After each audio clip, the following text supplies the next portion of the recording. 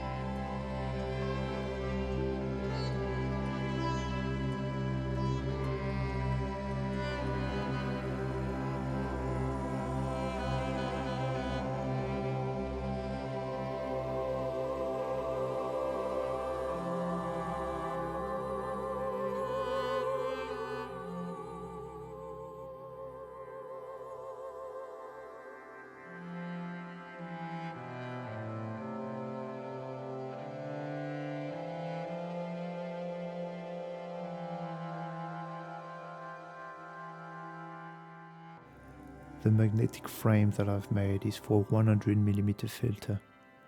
I will be making different sizes in the future.